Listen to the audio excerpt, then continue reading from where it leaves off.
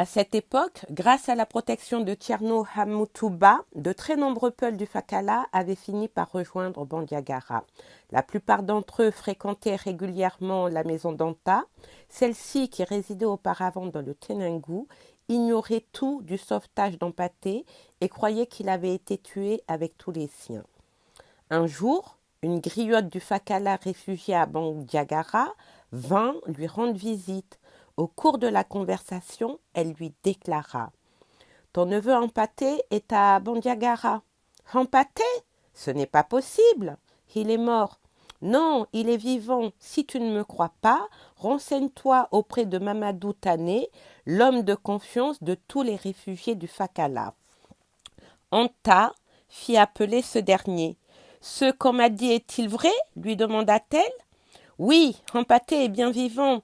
Et il lui conta dans quelles conditions l'enfant avait échappé au massacre et comment il avait été emmené à Bandiagara.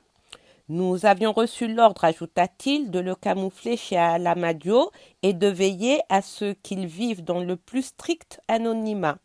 Et jusqu'ici, c'est ce que nous avons fait. Bouleversée par cette nouvelle, Anta envoya immédiatement quelqu'un chercher son neveu. Quand elle le vit franchir la porte de la maison, elle en pleura de joie. Elle voulait tout savoir de ce qu'il avait vécu. À sa demande, Empaté lui raconta son histoire. Anta rendit grâce à Dieu d'avoir permis que son épargné au moins un rejetant mal de sa famille, puis, tout naturellement, elle demanda à son neveu de venir vivre chez elle. À sa stupéfaction, le jeune homme refusa. Mère, dit-il, pardonne-moi, mais je dois rester avec Alamadio. Ce vieux boucher est devenu mon père et ma place est auprès de lui. Je ne puis l'abandonner. Bien contre son gré, Anta ne put que le laisser partir. L'immense joie qu'elle avait éprouvée se trouvait ruinée d'un coup par une chose qu'elle ne pouvait souffrir et qui peu à peu la mina. Que son neveu, seul rejeton rescapé de la famille Hamshala, fit ravaler au rang d'un misérable garçon boucher et anonyme de surcroît. Le soir venu, elle ne souffla mot à son mari de l'événement, mais à partir de ce jour, la tristesse s'empara d'elle avec une telle force qu'elle ne pouvait plus ni manger, ni boire, elle ne riait plus, elle passait nuit à pleurer et à se lamenter, chantonnant des complaintes sur le triste sort de sa famille. Patepoulo s'aperçut très vite de ce changement et s'en inquiéta. Il crut d'abord à une crise passagère, mais voyant les semaines passer, il décida de rompre le silence. « Anta, dit-il, depuis quelque temps tu as changé, tu n'es plus la même, tu sembles regretter notre union.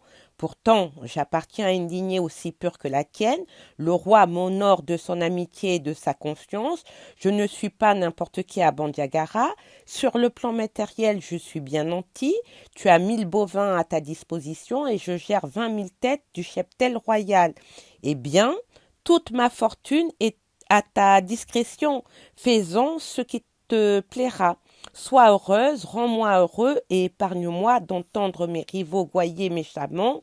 Nous savions bien qu'Anta ne serait pas heureuse avec Patepoulo. Et si par malheur ma tendresse et ma fortune n'étaient pas capables de te rendre heureuse, et qu'il te faille coûte que coûte reprendre la main que tu m'as si généreusement donnée, alors dis-le. Il se peut que je puisse survivre à ce malheur et à cette honte, même si mon cœur est désespéré, c'est d'une bouche souriante que je te dirai: demande-moi le divorce si tu veux, et si tu me le demandes, j'accepterai de te laisser partir, mais jamais, jusqu'au plus grand jamais, des jamais de ma propre bouche, ne souffrira d'elle-même pour te dire « je te divorce ». Pourtant, sache-le, si un jour tu dois partir, ce jour-là marquera pour moi l'entrée dans une obscurité d'outre-tombe. Ce sera pour moi le début d'une nuit sans fin. Ne recevant aucune réponse, Patepoulo se leva, se saisit de sa lance et sortit de la maison comme un somnambule. Anta resta effondré sans bouger. Quand Patepoulo revint fort tard dans la soirée, il trouva sa femme vautrée là où il l'avait laissée en sortant. Il s'approcha d'elle, il lui prit doucement la tête entre ses mains et l'appuya contre sa poitrine. La jeune femme avait les yeux si rouges que la fleur du capoquier. Son visage était tout enflé tant elle avait pleuré. Bouleversée, Patepulo lui dit « Hanta, même si je n'étais point ton mari en tant que bidomo, peul noble et bien-né, j'ai droit à ta confiance et je dois t'aider à supporter ta peine. Je t'en supplie, parle-moi. » Hanta, qui avait déjà sa longue chevelure de peul, redressa enfin la tête. Elle écarta les mèches qui lui cachaient à moitié le visage et d'une voix affaiblie, elle libéra son cœur. « Oui, c'est vrai, dit-elle, je suis écrasée par le poids d'une peine, mais tu n'y es pour rien. Ne crois surtout pas que je sois malheureuse auprès de toi, bien au contraire. Notre rencontre fut une rencontre heureuse, mais ce qui me ronge depuis un mois, ce qui me rend Mais ce qui me ronge depuis un mois, ce qui y rend mes nuits blanches, mes journées écrasantes, mes aliments fades et mes poissons insipides, c'est une affaire qui concerne l'honneur de ma famille, une affaire aussi délicate que grave. Quelle est donc cette affaire, Anta? Tu sais que ma famille du Fakala fait partie des familles du Massina dont les mâles, grands et petits, furent condamnés à mort par le roi Tidjanital et que 40 des miens furent exécutés un jour à Sofara. Oui, hélas, oui, je le sais, s'écria Patepulo. Malheureusement, les lois de la guerre s'apparentent plus à des réflexes de bêtes féroces qu'à des comportements d'hommes normaux. Eh bien, parmi les corps des hommes de ma famille, on avait constaté que 2 garçons manquaient. Or, je viens de retrouver dans notre quartier même, ici à Bandiagara, l'un des garçons rescapés. C'est mon propre neveu Empaté, fils de ma défunte sœur. Il vit chez Alamadjo, le chef boucher du roi, et dans un anonymat total.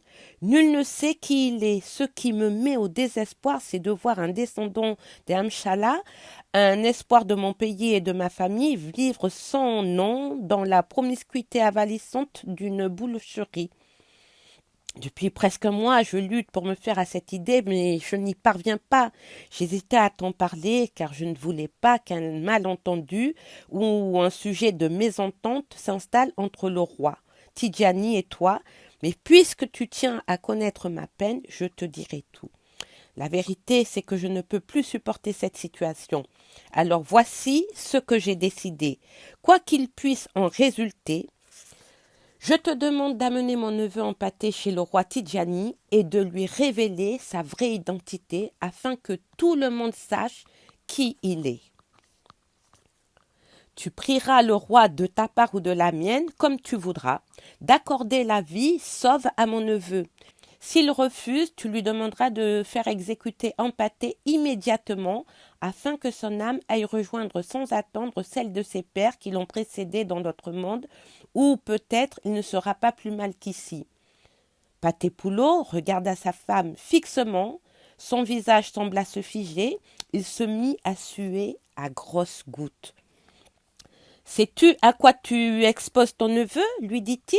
« Oui, je le sais, j'ai délibérément choisi pour lui la mort plutôt que l'anonymat qui est une autre façon de mourir. Je préfère le voir mort et enterré sous son vrai nom plutôt que rester en vie sans identité. Je voudrais encore que tu dises à Tidjani ceci. S'il fait exécuter mon neveu, je comprendrai son acte et même je ne le condamnerai pas. C'est la loi de la guerre. Si moi-même, par un retournement du sort, je devenais son vainqueur, je n'hésiterai pas à lui faire couper le cou. Mais je lui demande la faveur d'épargner à la dépouille de mon neveu la traîne humiliante des condamnés afin que je puisse le faire inhumer honorablement. Patepulo fit tout pour essayer d'infléchir la détermination de sa femme et la faire renoncer à une entreprise aussi dangereuse, mais ce fut peine perdue. Il convoqua alors Empaté chez lui, le mit au courant de la décision prise par sa tante et lui demanda ce qu'il en pensait. Empaté, qui était alors âgé de 17 ou 18 ans, répondit « Ma mère Anta étant le seul parent qui me reste, elle a sur moi tous les droits, y compris le droit de vie ou de mort, et il n'est pas question que je refuse le sort qu'elle a choisi pour moi. Je lui dois respect et obéissance. Ici à Bandiagara, c'est elle qui veille sur l'honneur de ma famille. Si elle estime que je dois mourir pour sauver cet honneur, eh bien, que je meure. Par le chapelet de Cheikh El Hadj Omar, s'écria Patepolo, si Tidjani savait à quel ennemi il avait affaire, il se tiendrait sur ses gardes 1000 fois plus qu'il ne le fait. Nous ne sommes pas des ennemis personnels de Tidjani Tal, intervint Hanta, mais nous défendons notre pays et notre honneur. On peut vaincre physiquement son ennemi et le réduire en esclavage, mais on ne pourra jamais domestiquer son âme et son esprit au point de l'empêcher de penser. Devant une telle détermination, Patepolo n'avait plus d'autre choix que de conduire Hampâté chez le roi et d'implorer sa clémence.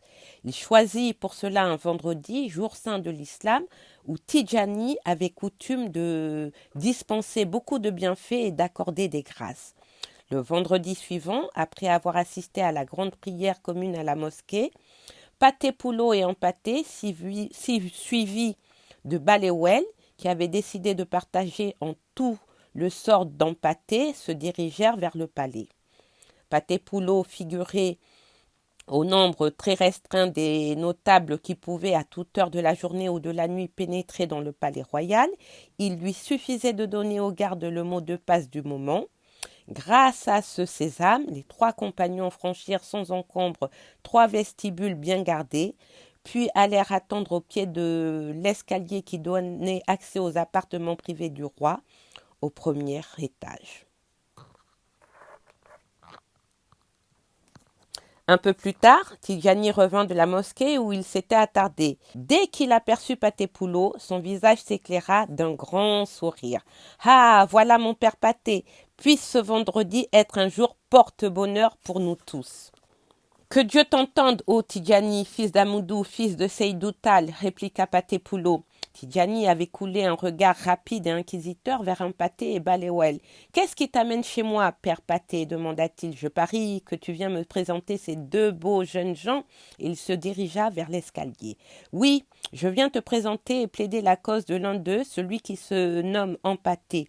Son compagnon s'appelle Balewel Diko et a décidé de partager le sort d'Hampâté, quoi qu'il puisse lui arriver. » Tidjani commença à monter l'escalier, entraînant Patepolo, dont il tenait la main dans la sienne. « Quelle faute ce jeune homme a-t-il commise ?» demanda-t-il. « Je te le dirai quand nous serons dans la salle d'audience, » répondit Patepolo, et il fit signe aux 2 jeunes gens de l'attendre. Quand ils arrivèrent dans la grande salle, Tidjani s'absenta un moment pour se débarrasser de ses vêtements. Il revint peu après vêtu d'un simple tourtis, ample sous-boubou et d'une culotte bouffante, et s'installa confortablement. Recevoir dans cette tenue était une grande preuve d'intimité et de confiance à l'égard de Patepolo. « Eh bien, fit-il, quel crime a donc commis ton protégé ?» Il s'agit d'un crime dans lequel il n'est pour rien. Son crime est d'être né dans une famille des Ba et des Hamsala Shala du Fakala. À ce titre, il est frappé par la condamnation à mort qui fut décrétée contre tous les membres mâles de sa famille. Or, il est devenu mon neveu par alliance puisque j'ai épousé sa tante Anta. « Ah, c'est le neveu de cette femme Peul dont j'ai tant admiré la beauté et la fierté ? Oui, et c'est elle qui m'a obligé à venir te le présenter, quelles qu'en puissent être les conséquences. » Patepolo rapporta alors fièrement au roi les propos de sa femme. « Je viens donc, Fama, roi, te demander la vie sauve pour Hampâté, qui est désormais mon enfant, au même titre que mon premier-né. » Tidjani garda le silence un bon moment, puis il dit « Père Paté, c'est la 2e fois que je me heurte à Hanta, cette âme mâle longée dans un corps de femme.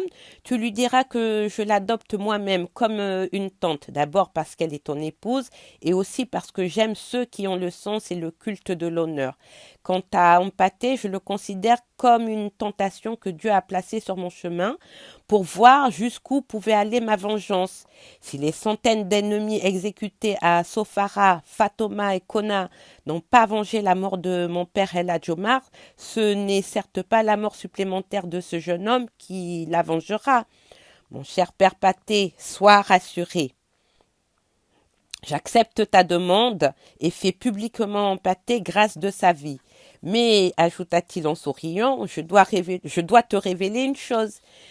10 jours après l'arrivée d'Empaté à Bandiagara, j'étais déjà informé de sa présence. Je serais un bien piètre chef si j'ignorais ce qui se passe dans mon royaume, à plus forte raison dans ma ville. Je n'ai pas voulu inquiéter Empaté car je me suis dit que c'était Dieu lui-même qui me le confiait. Il paraissait insensé en effet de venir cacher un condamné dans le giron même de celui qui avait prononcé sa sentence. Maintenant qu'Empaté, qui était mon hôte involontaire, est devenu mon cousin, puisqu'il est ton neveu, je vais lui faire une donation. Je lui donne de quoi doter une épouse et une femme, une concession spacieuse, un cheval acharné, un fusil, 7 lances, une pertuisance, un sabre, une pièce d'étoffe de Guinée bleue de 60 coudées, une pièce de crétonne blanche, un turban à oussa lustré, une paire de bottes brodées, 2 paires de babouches de Djenné et 10 vaches laitières. Enfin, je voudrais qu'il s'enrôle dans les troupes Peul de mon armée commandée par Tieno Haïmoutouba. Ainsi, il ne sera plus un garçon boucher anonyme. Patepulo était heureux comme un peul dont la vache vient de mettre au monde une génisse. Ne pouvant se jeter au cou du roi, il s'inclina profondément devant lui pour le remercier. Le roi le releva. « Je t'en prie, père Paté, pas un tel geste entre nous. » Empaté et Babéouel, qui étaient restés au bas de l'escalier, furent invités à monter. Patepulo informa Empaté de la grâce accordée par le roi et des riches cadeaux dont il le comblait. Puis il lui fit connaître le désir du roi de le voir s'enrôler dans son armée sous les ordres de Tierno Haïmoutouba. Empaté, les yeux baissés, garda un instant le silence, puis il dit: Je remercie Dieu et le roi Tidjani Haïmadou Seydou Tal de m'avoir fait grâce de ma vie. Je suis très honoré par le geste généreux du roi et je l'en remercie du plus profond de mon cœur. Mais pour ce qui est de mon enrôlement, qu'il me permette de lui dire qu'il y a 3 choses que je me refuse à tout jamais à faire. Premièrement, prendre les armes contre les gens de mon pays, c'est-à-dire contre les Peuls du Massina. Deuxièmement, prendre les armes contre le roi Tidjani lui-même, qui, au lieu de m'égorger, m'ouvre ses bras, magnanime et me comble de bien. Troisièmement, abandonner le vieux boucher. Alamadio, qui fut pour moi un vrai père, je me suis promis de rester auprès de lui pour le servir jusqu'à ma mort ou jusqu'à la sienne. À ces paroles, un pesant silence s'installa qui semblait durer des siècles. Patepulo craignait le pire, mais le roi Tidjani, loin de se fâcher, s'exclama: Wallahi, par Dieu, le sang noble a parlé, jeune homme loyal, tu mérites le respect et l'admiration de tout le monde, y compris de la part du roi. Et tendant la main vers Empaté et Babéouel, il leur dit: Allez et vivez à Bandiagara en musulman libre, jouissant de tous les droits dus aux citoyens tout couleur de notre ville. Le roi ne laissa pas Babéouel les mains vides, il lui donna un cheval, un fusil, une pertuisane, 7 lances et 3 vêtements de prix. Accompagné des 2 jeunes hommes Jean, Patepulo reprit le chemin de sa maison. Épanoui et fier comme un vainqueur revenant d'une bataille, il apprit à sa femme la bonne nouvelle. La joie d'Anta fut à son comble, mais quand son mari lui rapporta les paroles d'Empaté déclarant au roi les 3 choses qu'il ne ferait jamais, elle faillit en perdre la respiration.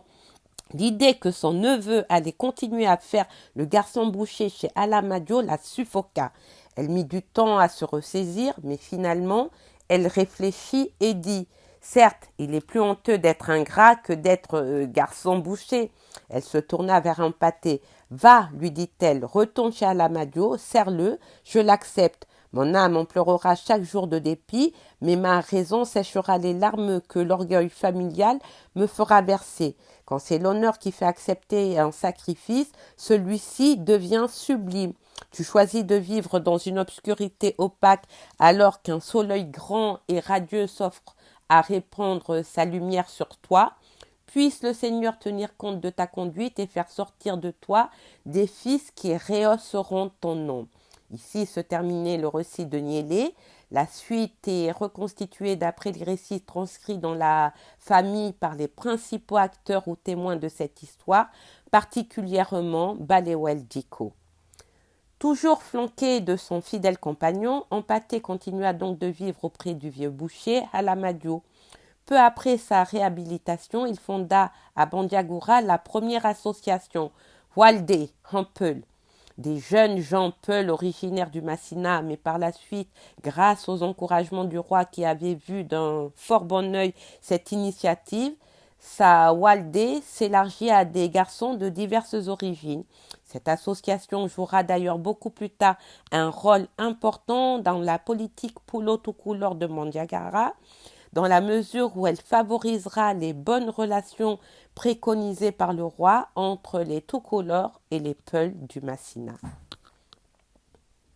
Les années passèrent, Alamadio, qui avait bien vieilli, s'appuyait de plus en plus sur les deux jeunes gens pour mener ses affaires. Empaté ne s'occupait plus seulement de la trésorerie, il achetait aussi dans les pays pour Alamadio et pour lui-même des animaux dont la viande était ensuite revendue à leur bénéfice commun.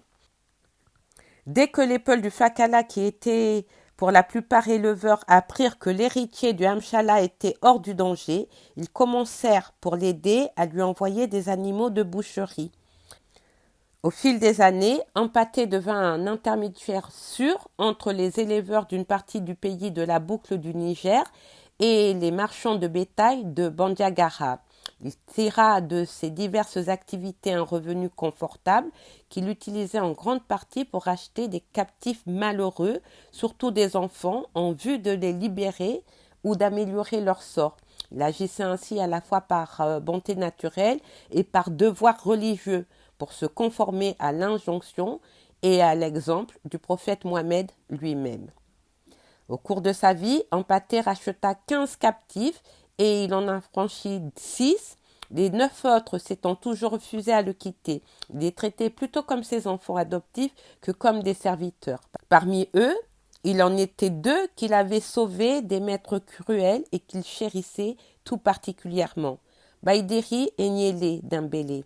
C'est cette dernière, une enfant mankia de la région de San, Mali, deviendra plus tard, pour mon grand frère Hamoudou et pour moi-même, la plus attentionnée et la plus tendre des servantes mères, tandis que Baïdari, homme de confiance de mon père, sera désigné par lui sur son lit de mort comme seul héritier et chef de toute la famille.